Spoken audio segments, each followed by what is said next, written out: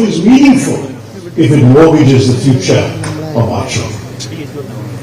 A truly developed nation is one in which a tribal child in Nakkapadi and a girl in Malappuram, or a coastal fisherman in my own constituency south of the great new port of Virunium, if they all enjoy the same rights and opportunities as a banker in Bangalore, a tech executive in Gurugram, or even a bureaucrat in New Delhi.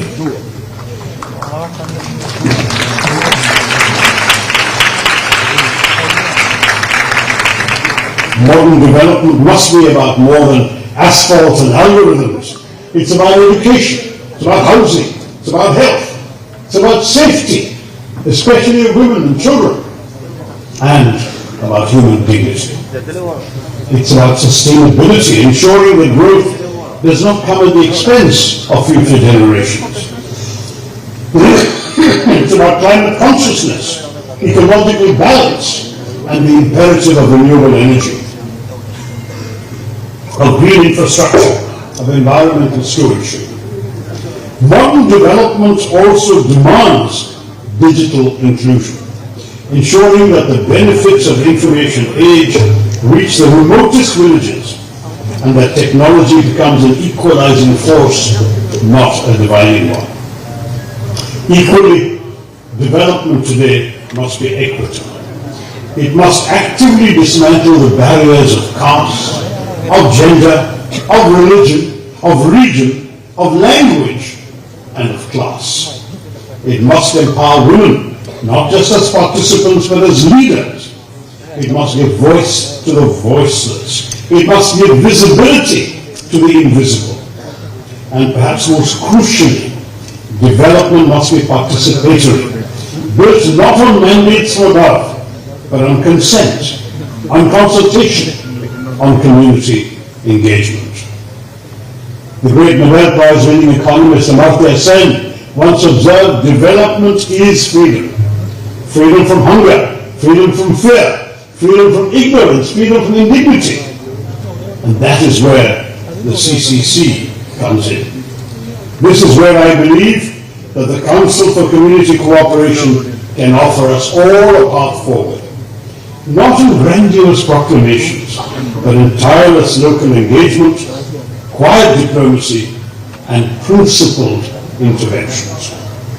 By facilitating dialogue, resolving intercommunal or interpersonal or any other kind of conflict, and by promoting welfare grounded in constitutional values, the CCC is doing and must do the patient, difficult work that democracy often neglects, but always depends upon. It is so easy to provoke. It is far more difficult to pacify. It is easy to divide. It is far harder to unite. Yet in choosing this more difficult path, the CCC has made itself indispensable. As Eleanor Roosevelt wrote, the future belongs to those who believe in the beauty of their dreams. What a lovely, lovely sentiment. The beauty of your dreams, that's what you must believe in. The CCC has dared to dream. It's dreamt of a more compassionate, more cohesive, more inclusive India. And more important, it has decided to act on that dream.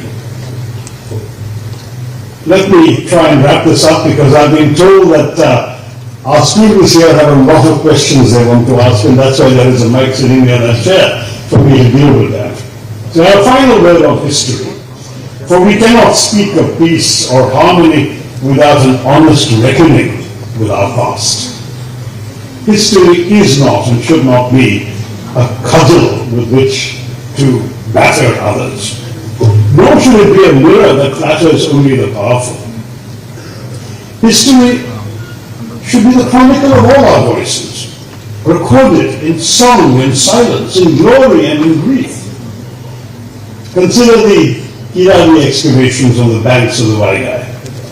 What they reveal is not merely artifacts, but a sophisticated, urban, literate civilization. A chapter of Indian history written not in Sanskrit alone, but in Tamil, not in palaces, but in the streets of ancient towns. This tells us something fundamental. India has always been plural. It has always had many histories, many voices, many truths.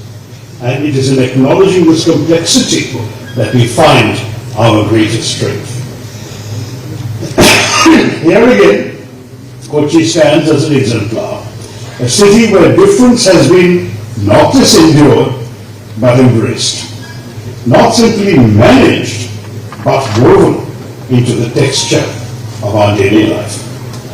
As Chinua Achebe very wisely said, until the lions have their own historians, the history of the hunt will always glorify the hunter.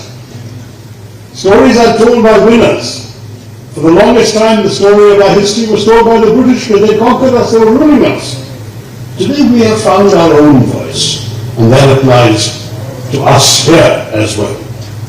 Let us commit to a history that is inclusive, truthful, and just. Let us look at this title again: Peace, Harmony, and National Development. Peace, not as a pause in violence, but as a progression of justice. Harmony, not as indifference, but an active compassion and mutual growth.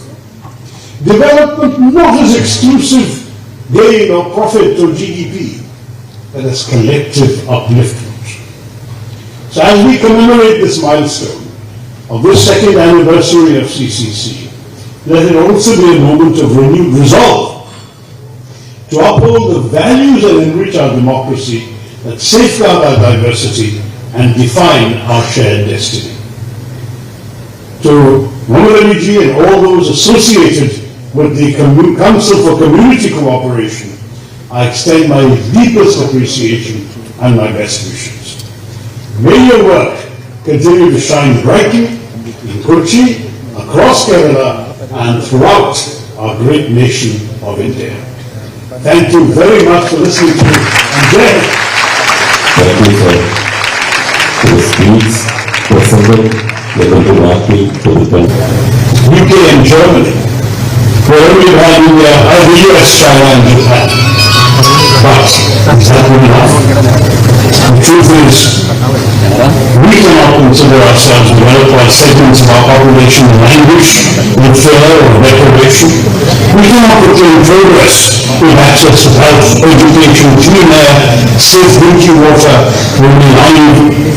And we certainly cannot afford to ignore environmental sustainability, for no growth is meaningful if it mortgages the future of our children. A truly developed nation is one in which a child in Nakapari, where in Malappuram, or a coastal fisherman in my own constituency, south of the great new port of Virginia, if we all enjoy the same rights and opportunities as a banker in Bangalore, a tech executive in Gurugram, or even a bureaucrat in New Delhi.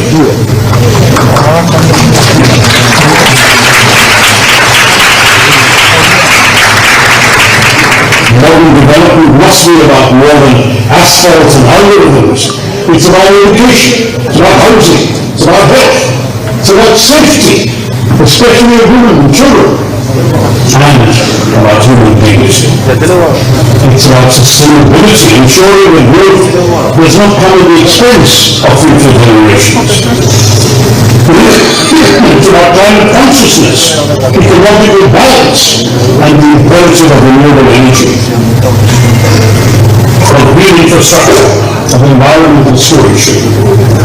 Modern development also demands digital inclusion, ensuring that the benefits of the information age reach the remotest regions, and that technology becomes an equalizing force, not a dividing one. Equally, development today must be equitable. It must actively dismantle the barriers of caste, of gender, of religion, of region, of language, and of class.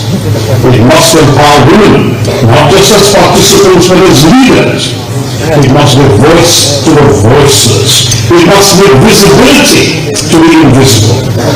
And perhaps most crucially, development must be participatory, built not on mandates for love, but on consent, on consultation, on community engagement. The great Nobel Prize-winning economist Amartya Sen once observed, development is freedom.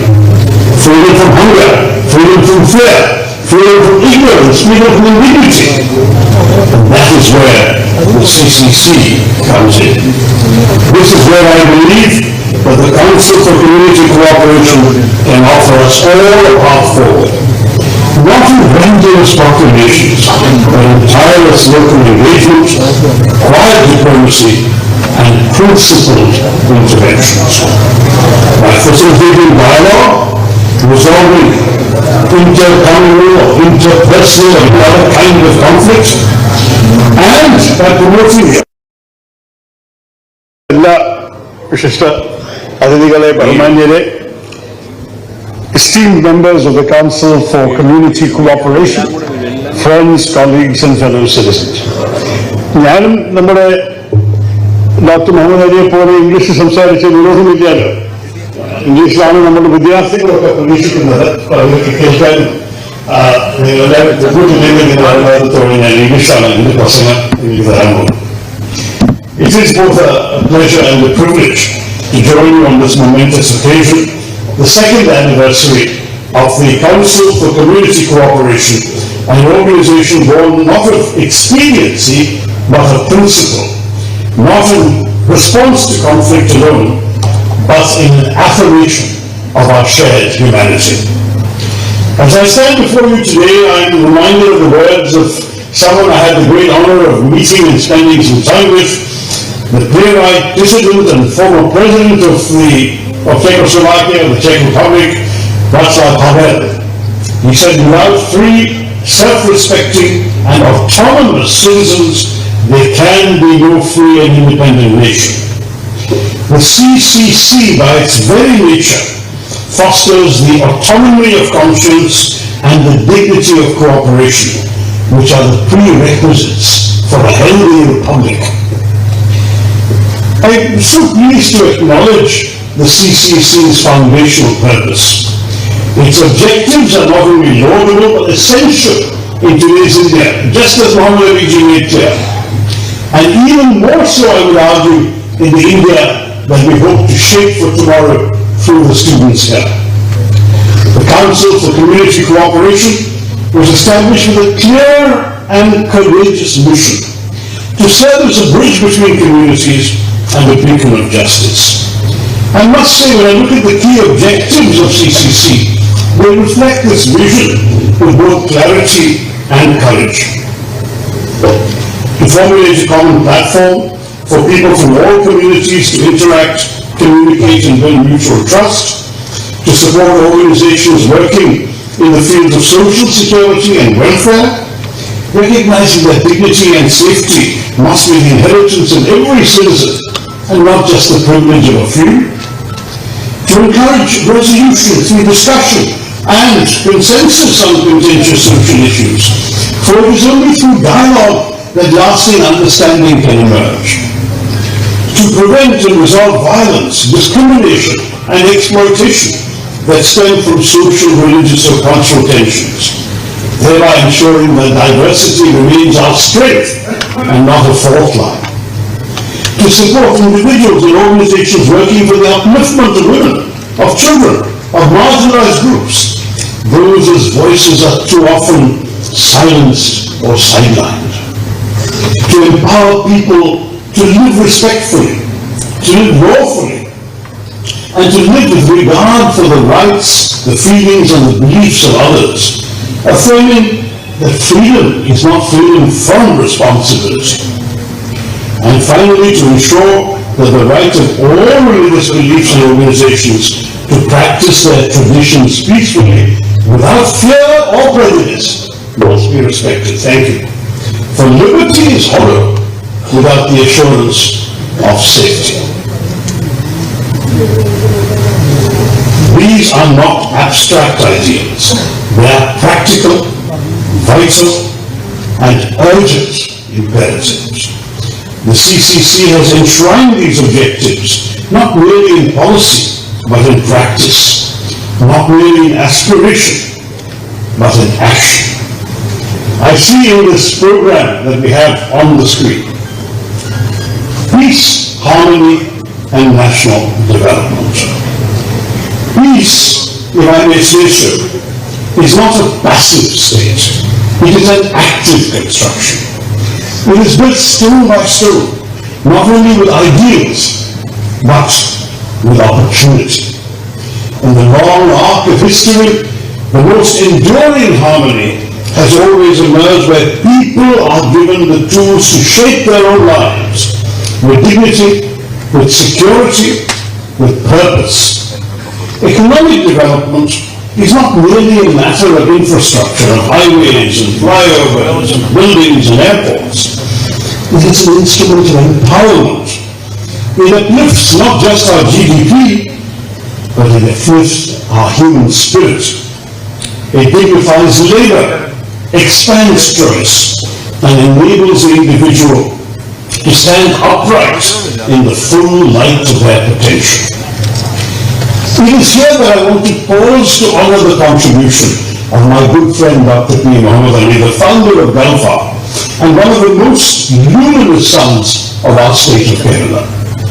His life's work has not only laid roads across deserts and coastlines, it has opened pathways for thousands of ordinary men and women to lead extraordinary lives. In building one of the region's most respected engineering enterprises, he simultaneously built careers, he nurtured families, and he restored pride to communities.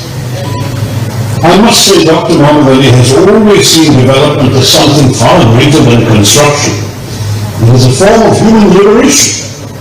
He empowered the marginalized through his charitable work, but not just through charity, through inclusion, not by offering sympathy, but by extending opportunity.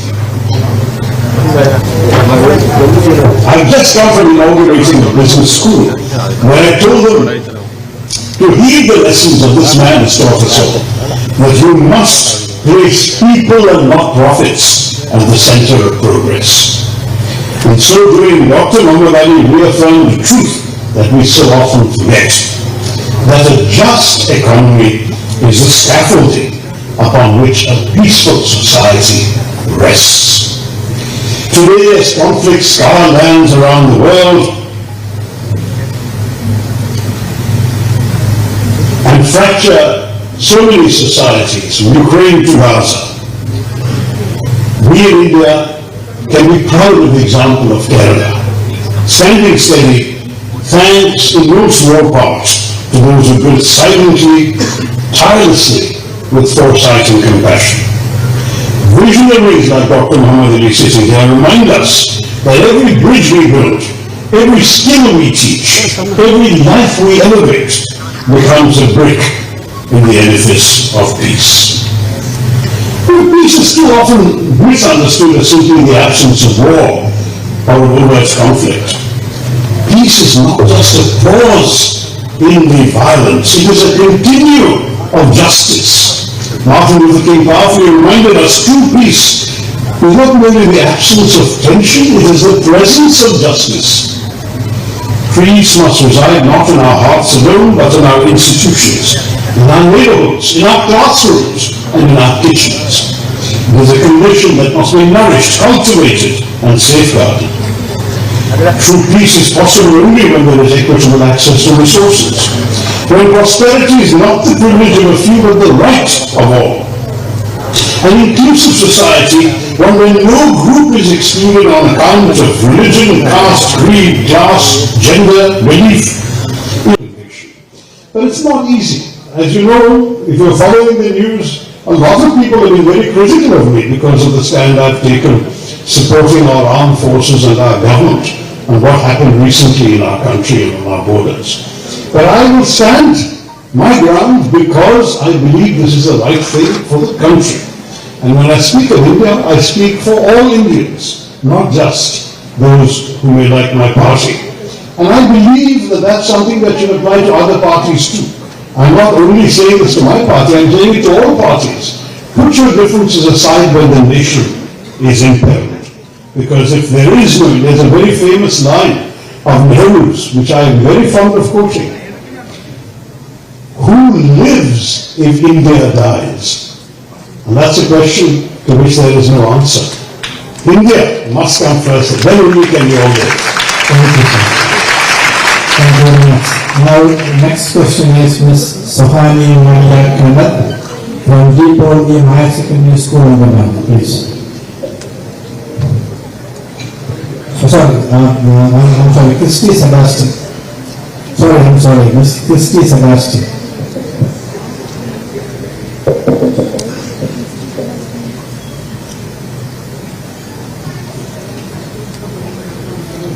Good evening, sir. Myself, Christy Sebastian from Depot HS and Bali. My question is, how can India preserve its cultural and linguistic diversity in education while aligning with global standards for economic growth? You know, the truth is that global standards were not achieved in just one language. Yes, English is the number one language universally in the sense that it has often turned out to be the dominant language in geopolitics, the dominant language of technology, and for most countries, English turns out to be the preferred second language. Whether you're a German or a Chinese, your second language after German or Chinese tends to be English because it's the most useful. So to that degree, we do, I think, need to stick to English education, and we must value English in our country because we have that legacy, and it's easier for us to build on it than say for the Chinese who had no prior exposure to English, and you have to make much more of an effort to even acquire some of it as a second language. So we have an advantage, we shouldn't throw it away. But at the same time, we are right to be proud of our own languages, and there is absolutely no harm in our languages also being instruments of education. There's a lot of pedagogical theory that says that children learn best in their mother tongue. So if a small child is hearing a language on her mother's lap, when she goes to school, if she's taught in that language, she will learn better and faster. So that's also important. Maybe we can start introducing English as a second language very early on, without undermining the mother tongue. But let's face it, that English is still valuable because, number one, there's so much more knowledge accessible for English than is easily available in all our mother tongues. And secondly, that in an increasingly globalized world is a language that more easily connects us to others. As I said, if you are dealing with, once you grow up and you have a job in a company, you're dealing with foreign customers or clients, the odds are you may not know his mother tongue and he certainly won't know the other, but you will be able to communicate to each other in English as a common second language. So let's not lose that, but let's at the same time be proud of what we've got in our own countries, in our own country's history, heritage and civilization, and cling on to that too.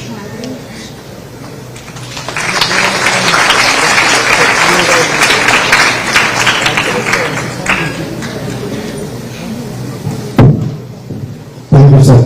Just a clarification, there are similar question from different students, so we are trying to avoid that. That's going to confuse the people. Okay, next question is from Aditi Deva, Chennaya Vishwavidyalaya, Bangalore. Aditi Deva. Hello, good evening, sir. My name is Aditi Dev. I am a 30th student of BE Honours from Chennaya Vishwavidyalaya. So my question is, could you please guide us students on staying informed, engaged and ethical in a time when misinformation can threaten social harmony? It's a very, very difficult one to answer, my dear, because misinformation and disinformation are spreading widely and have been enabled by modern technology. And the great danger today of some of the technologies that have very recently become widely available, particularly through the means of artificial intelligence, is that you can no longer be sure that if you hear a recording of someone's voice, that the person actually said those words. Because you can actually easily take their voice off the internet, create a clone of their voice, and then put your own words as a script into that voice and record it and release it. And then the onus becomes on that person to prove that what you have done is fake and not. It becomes a real problem. On top of that, social media has no filters, and social media has become increasingly the dominant source of news for so many people. In the old days, what you saw in a newspaper was considered more or less reliable, because newspapers used to engage fact checkers and they would double check that what they're publishing was actually correct. Social media, anyone is a journalist. Tomorrow he and I and you can all post things on the net which may or may not be true. And the problem is, sometimes a falsehood can really go viral before the truth and the correction comes out.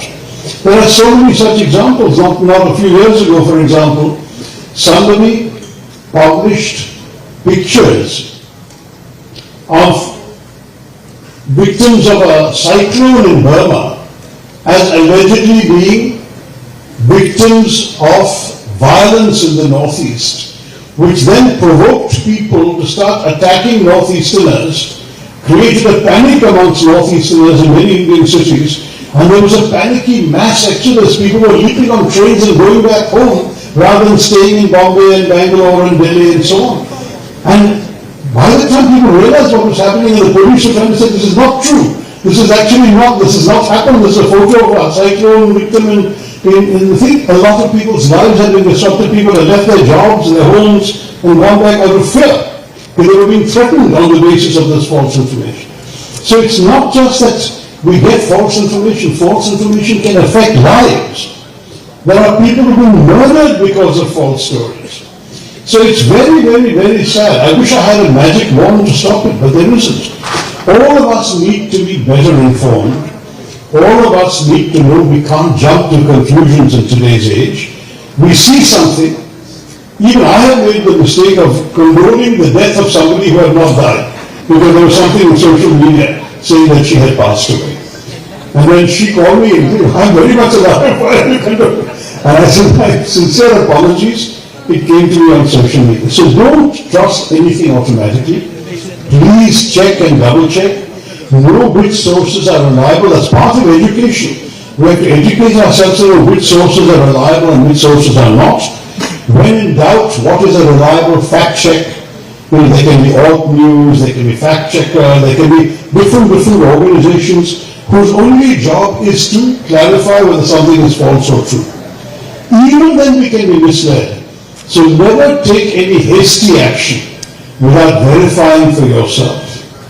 I mean, I've even read a chilling story recently of a father who paid a ransom thinking his son was in the hands of kidnappers, and the son's voice came to him on the telephone saying, Father, they're going to kill me, please give 5 lakhs or whatever. Or 10, much more, maybe a larger amount than that. The father gave the money, and the son walked in very cheerfully. He had never been kidnapped. It was his voice that they had cloned, these kidnappers. So these are the kinds of technologies available today. Never do anything without being absolutely sure, double checking and being certain for yourself. Thank you, sir. That's all I can say. I'm sorry there's no simple answer. Thank you, sir. Next question is Amana Fatima from Darul Ulum Higher Secondary School in Nagpur. And the question I have answered, the chief justice answered a little shorter because I have no question, no quick students to participate. If I answer that a little shorter, the more students can participate. No, I'll keep the answer short because we all have to worry about time as well. Yeah. Good evening, sir. Good evening. Myself, Amana Fatima from the Darul Vocational High Secondary School, first year student. So, it says that the richest wealth of the country is human resource. But in India, it seems that the majority of the youth are migrating to foreign countries for jobs as well as education. And how can we prevent this? Well, I'm not saying we should prevent it, because I myself studied abroad. I came back to India, and many others have done that. There's no harm in studying abroad or going outside in order to widen your horizons, see a different world, learn a different subject. Sometimes I know that in our country, some students feel they're good enough to get into the best colleges, but 1 mark, 2 marks may be enough to prevent them getting the kind of opportunities they want in this country, and so they persuade their parents to send them abroad. I'm not against that, provided ultimately they don't lose sight of where their ultimate future lies. And I would like to believe that the vast majority of Indians will feel a sense of a stake in building a better India. I'm not against internationalism. I can't be, because I myself am a product of it, but I would like very much that we learn from the world and we bring it back to make our own country better. A better India is my slogan. Thank you, sir. Next is Mr. Susan Bobby from Bhavan Social Media Vellore.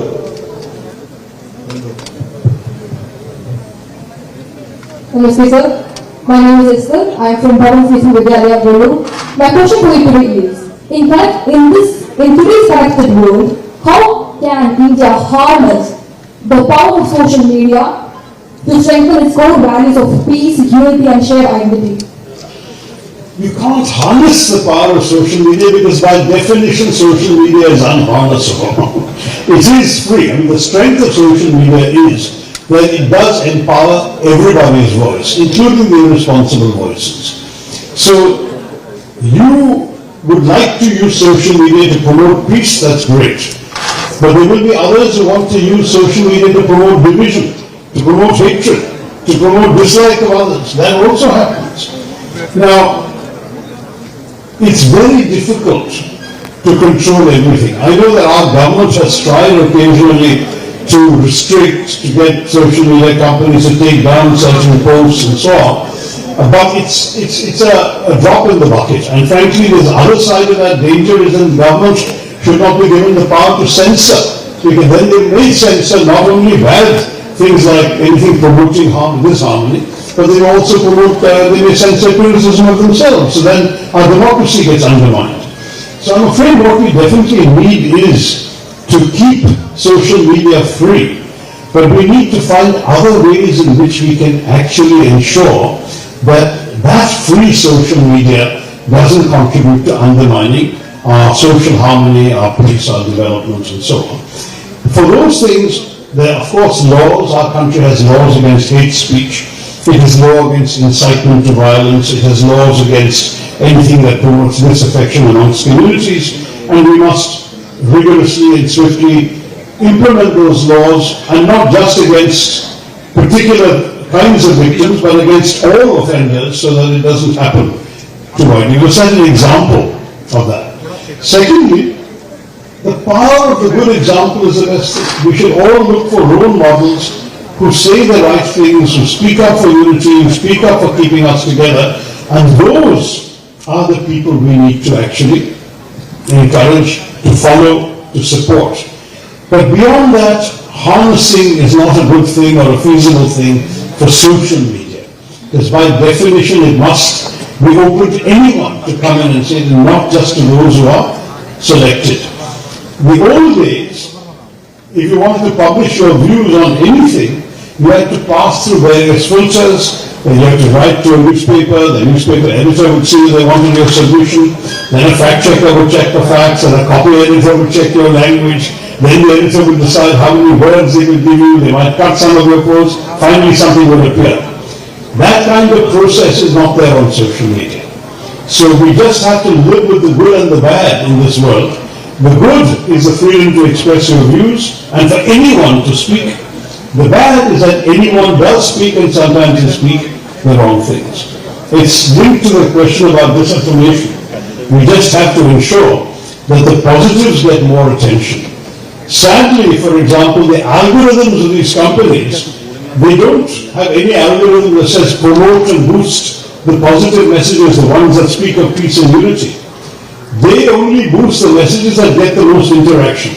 So if somebody writes a nasty message and people like that nasty message, will keep getting more visibility.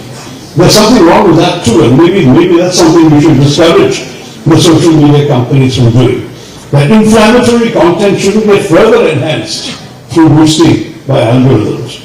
But beyond that, I can't think of any other ways of harnessing that. I'm sorry, Emily.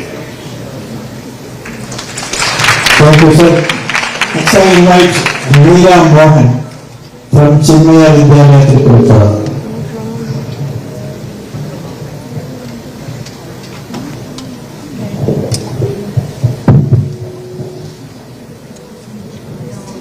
Hello and good evening, sir. My name is Meera Mohan and I'm from Chinmaya Vidyalaya Tripura.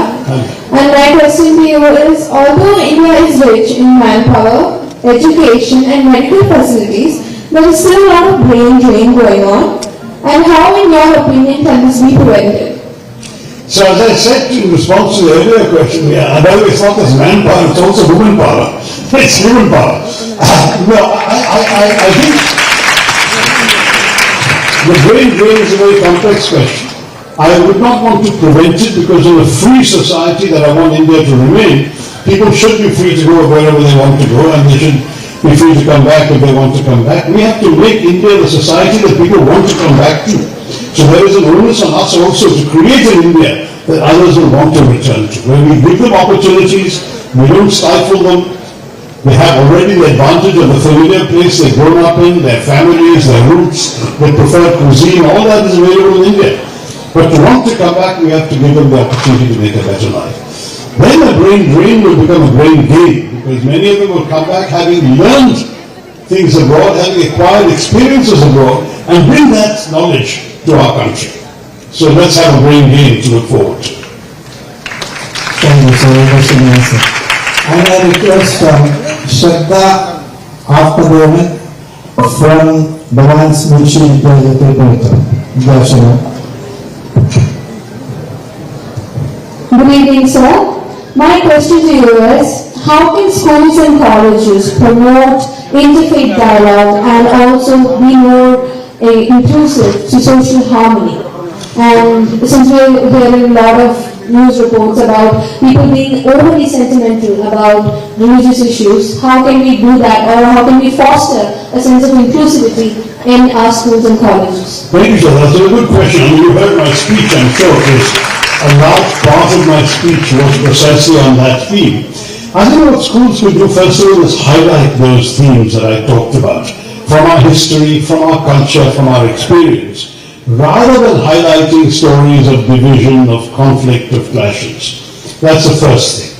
Secondly, in our school's own existence, we should try and showcase examples of harmony across cultures. It's always wonderful when we see children of different backgrounds, different religions, different groups, actually excelling in things that actually are usually claimed by people of other religions and other groups. And we can see people performing or acting or playing or studying things that are normally associated with communities other than their own. That too sets a very good example. A third thing is in the school's own arrangement, showcase diversity. If you have children of multiple religions, make sure the student council has all these religions reflected. Make sure that if you are putting up a school team in something, then of course, ability is important too, but that we choose able people from different backgrounds.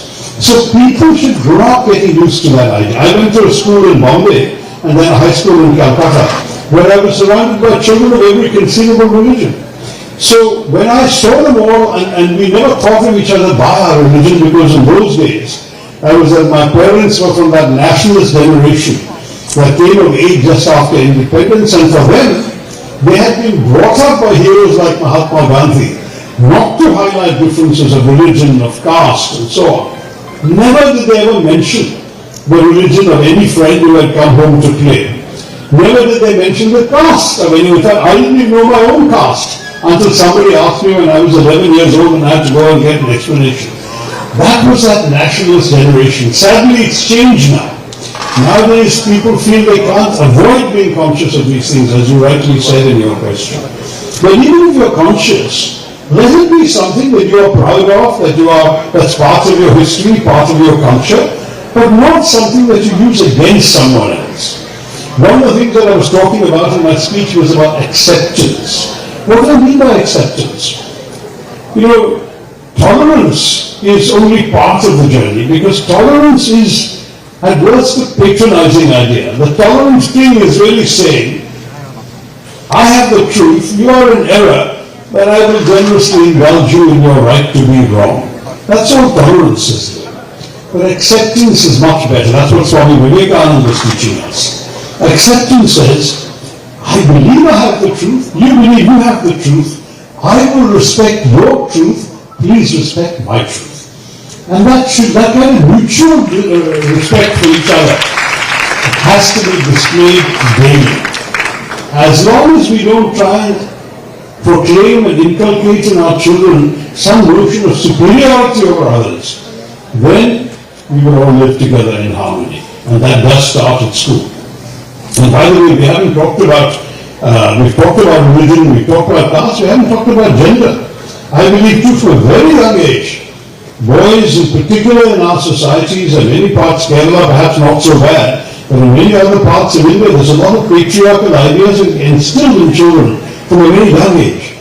We have to start teaching them from the age of 4 or 5 to respect people of the other gender, because otherwise we will grow up in a country with some of these horrible incidents of sexual violence and so on that we're hearing about. That should never be allowed to happen and won't happen if people respect each other across the gender divide. So that too is important for schools to teach. Thank you, sir. Now I invite Abhinav Kumar from Chennai Vidyalaya, Vadodara.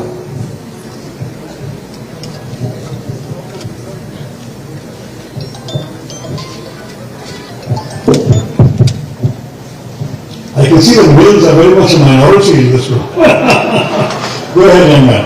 Hello and good evening, sir. Good evening. Hello. Today, we, Bharat, is standing as a global power. How do you think India can help the world to combat climate issues, poverty and pandemics? You know, I'm a little reluctant to go ahead with all this global power business simply because I think that implies a competition that I don't feel it's healthy for any country to indulge in. We can't be a superpower as long as there are people in India who are super poor. We have to ensure that we look after and solve our own problems first. But you're right that all the issues you mentioned require tackling. India first should tackle them at home before we can tackle them internationally. We have not fully solved our poverty problem. We've made remarkable strides, but we still have about 5% of our people living in absolute poverty, what's called multi-dimensional poverty. As long as there is even 5% of our country there, we can't really preach to others. We can help others, certainly, and we do give development assistance to developing countries that are poorer than us, but we must also give priority to tackling our own thing. Similarly, climate change. We ought to be ashamed that 17 of the most polluted cities in the world are in India. 17 of the top 20. That's really disgraceful. So before we preach about climate change to anybody else, let's fix our own problem with polluted air, polluted water, our rivers getting affected. Sustainability has to be more than a mantra. It has to be a program of action for us. And when we do all of that, only then, I think, can we truly preach to others. But we can certainly contribute to global efforts. Nothing wrong with that. In fact, we must contribute to global efforts. India set an example by helping co-lead the International Solar Alliance to promote solar energy, which is a safe, non-polluting form of generating energy in the world. If we can do that and create more partnerships and develop that, that would be a very valuable contribution. But let us, for God's sake, clean up our own air. I mean, literally, if you are a child growing up in Delhi, where I live, you will lose 5 years of your life guaranteed because of the filthy level of PM 22.5 particles in the air. And this is something that government after government has failed to tackle over decades. So we have a lot of work to do, my young man. I am all very, very, very happy about people who want us to be Vishwaguru. First, let's deal with our own challenges, and then we'll certainly make a contribution to the rest of the world, but we are not going to be just a leader without actually having dealt with our own solutions first. Thank you, sir. Now I invite Annie Raju John from Chennai Vidyalaya, Kannamali. Annie Raju John.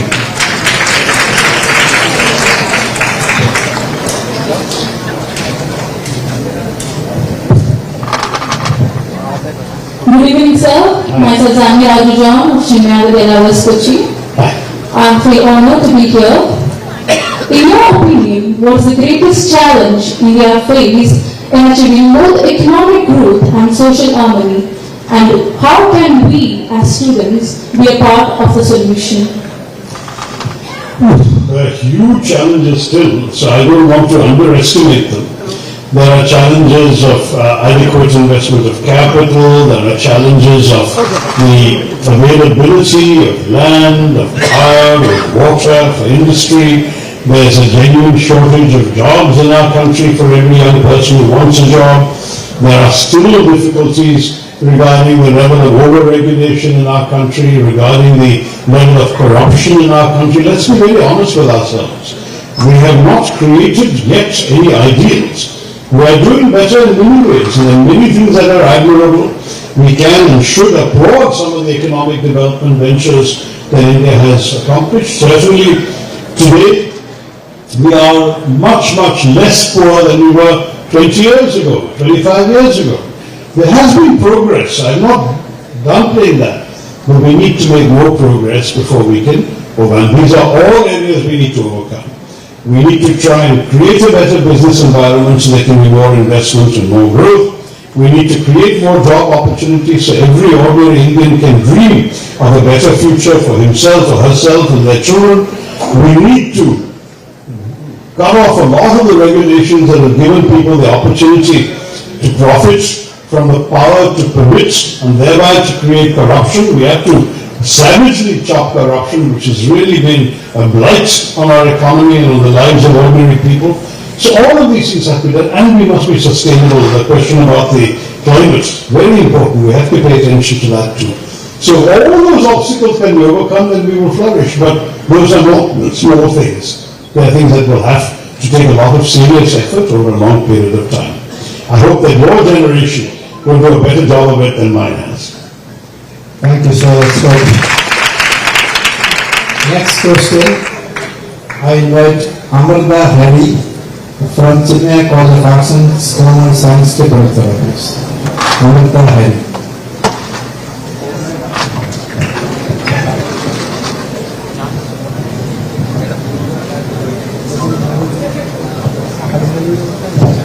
Good evening, sir.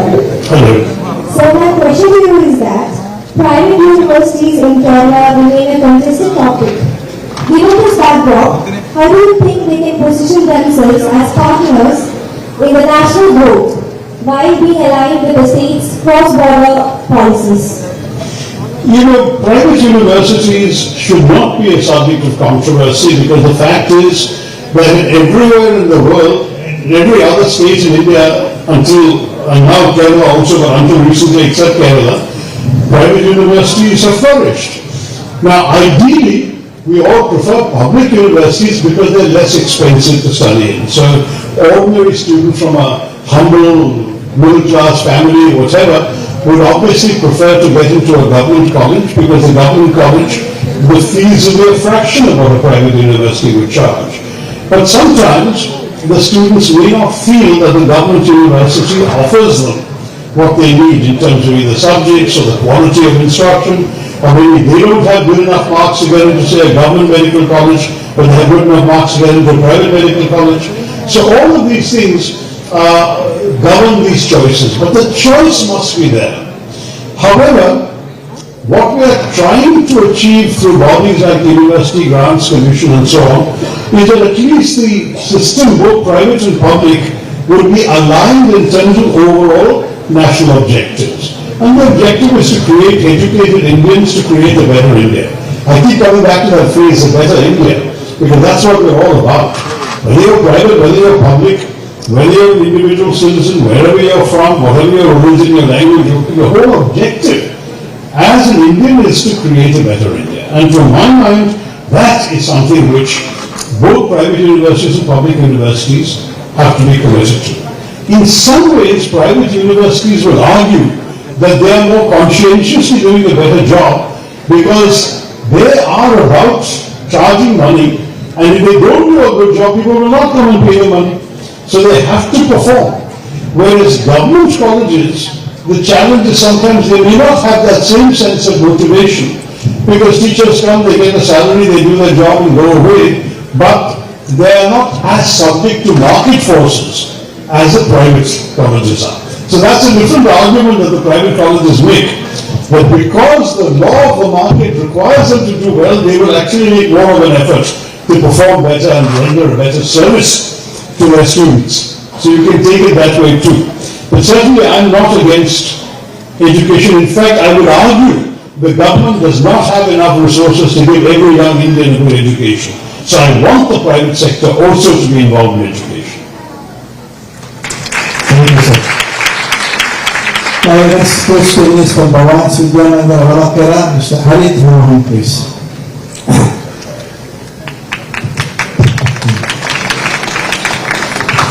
Namaste, sir. Myself Harit Mohan, studying class 12 at Bhavan Vidyananda Ravakera. My question is, what is the vision of inclusive development and how do we ensure that marginalized communities are not left behind? That's exactly what, frankly, every Indian government claims to be committed to. So it's in fact an easy question to answer in that sense, because inclusive development means that no one is left behind. It means that you bring in people who've been excluded in the past, the tribals, for example, who've been beyond the purview of education and of schools, bring schools to them, educate them, give them opportunities, give them scholarships, give them chances. Similarly, for some time now, there were particular groups that were marginalized, like in Kerala, we're very proud to say everybody has equal access to education. That's true. But there are many states where, for example, we didn't have the benefit of the kind of reformist Muslim leaders we had in Kerala.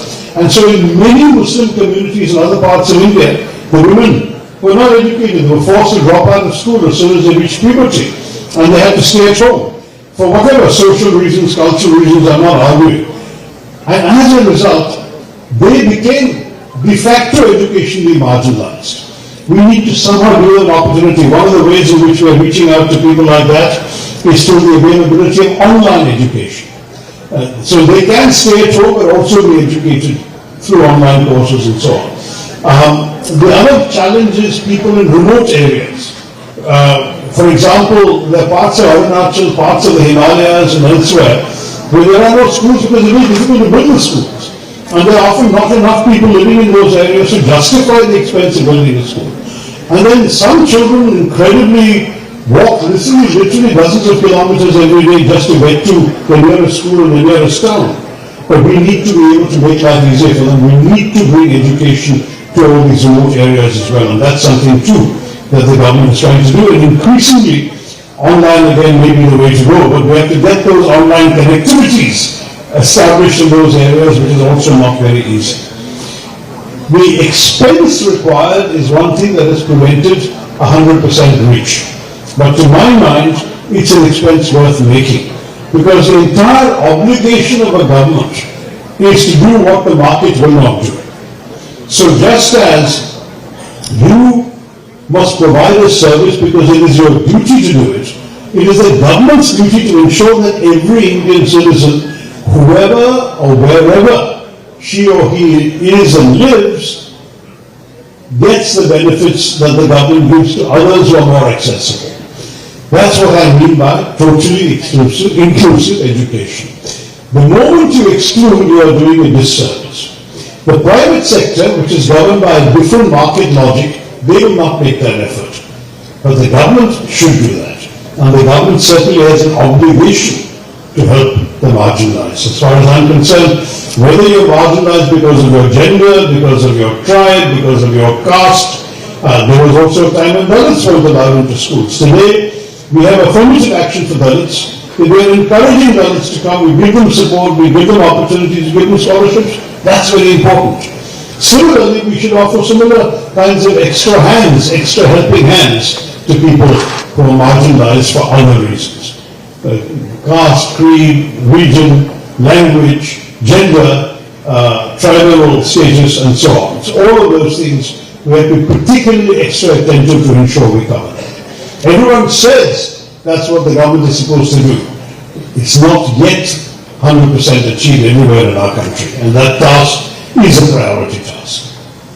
Thank you, sir. The next question is from Bhavan Vidyananda Ravakera, Niranjan Pillai. How many more questions you have, sir? No, sir.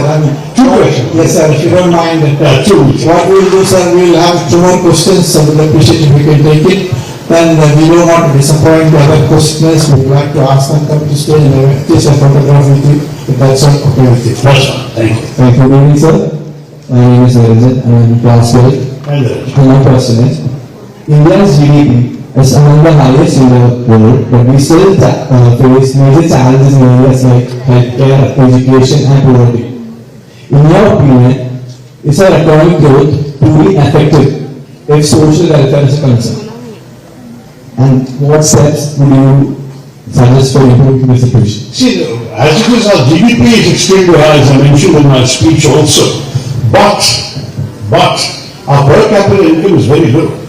So in any case, a high GDP is partly the result of a very large number of people. But a low per capita income means that cumulatively we are not as wealthy as the total GDP implies.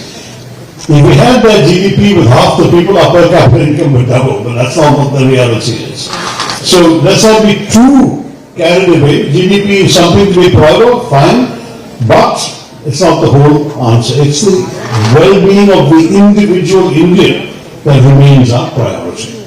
And therefore, one of the challenges we have to ensure is that economic growth is something whose benefits percolate to all levels.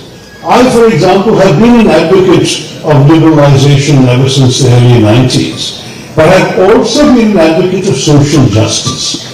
That is, that the revenues that accrue to the government from liberalization should be spent on those who are left out, or those who are marginalized. Because the magic of the market will not appeal to those who cannot afford to enter the marketplace. So you need to be able to give them help. And as long as the government acknowledges the responsibility that even while it promotes economic growth on one hand, it must distribute the fruits of that growth to those who have none. Only then can we achieve social justice. So that's the way forward. You create and promote growth, you increase your GDP. But to ensure through the taxes you apply, the revenues you get, and the social welfare programs of the government, that those who are left out, those who are in the margins, those who are on the sidelines, they will be given a leg up, a helping hand. That's the way forward. Thank you. Thank you, sir. And the very last question from Celestial Public School. Rose restaurant, please. After this question, I will be calling out the names of all the students who have given questions, even though they didn't get an opportunity to ask here. All the students, I will call out the names. Please come forward to the stage and we'll have a focus session with the teachers. I'm very happy to oblige. Thank you. Rose restaurant, please. Namaste sir, I am Rose Rashad from Saraswati Vidyaniketan Public School. So my question is, according to you, what is the biggest challenge that India faces today in maintaining peace and harmony among its diverse communities? Well, in many ways, our biggest challenge is the fact that not everybody is equally committed to peace and harmony. The problem is there are elements in our politics, in our society, that believe in promoting themselves through dividing Indians, through attacking Indians on the grounds of their religion or their caste or their community or their gender. Therefore, all the things we've been talking about the whole evening are essential for us to promote. We need to promote acceptance, mutual respect, the values of harmony, the values of unity. We need to set forward the ideals that we all talked about the whole evening, and to get those ideals into the minds and hearts of everybody in our country. Once we do that, only then, very frankly, can we be in a position to ensure that the kind of things you're worried about, which I'm also worried about, are not allowed to have the upper hand. Let me be very honest. If our politics divides, then our citizens must unite. It is our collective responsibility to work for unity, to work for harmony, to work for getting us all together. And I must say our politicians do have a responsibility to promote the factors that unite us all. One challenge in a democracy is that people are competing with each other all the time for votes. And sometimes the basis of what they seek votes on can sometimes be negative. And that is why we must urge them all to respect the vital principle of national unity, which is far more important than which party is coming to power or which party is winning an election or which individual is prevailing because of which religion or caste or tribe or whatever.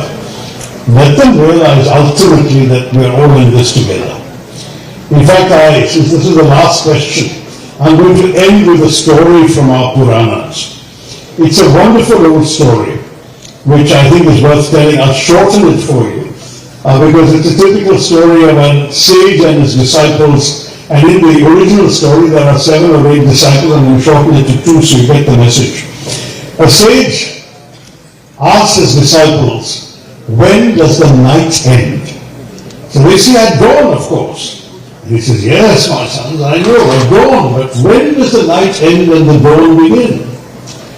And the first disciple, who's from Australia, Himalaya, North, he says, I know. He says, it's when the first shafts of sunlight glint off the snow and ice on the peaks of the Himalayas, and the light from that is reflected around the sky. That's when the night ends and the dawn begins.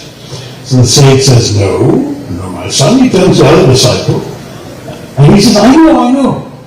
He says, because he's from the tropical south, he's from Kerala probably. So he says, it's when the first streaks of sunlight illuminate the palm fronds on the coconut trees, swaying gently in the breeze above the paddy fields. That is when the night ends and the dawn begins. And the sage says, no, my sons. He says it is when 2 people from the farthest ends of our land meet as strangers but embrace as brothers. And when they look up and they realize they see the same sky, are illuminated by the same stars, and dream the same dreams. When they realize that, that is when the night ends and the dawn begins.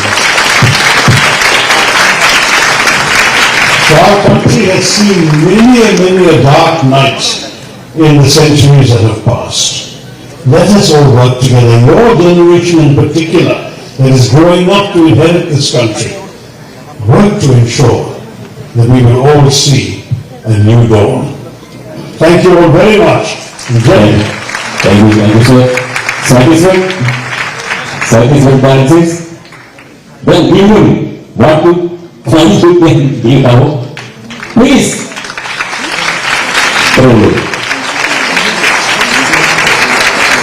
Photo session മുൻപായിട്ട് vote of thanks ആണ് കുട്ടികളെല്ലാം അവതരിക്കുകയും vote of താങ്ക്സിനായി father Antony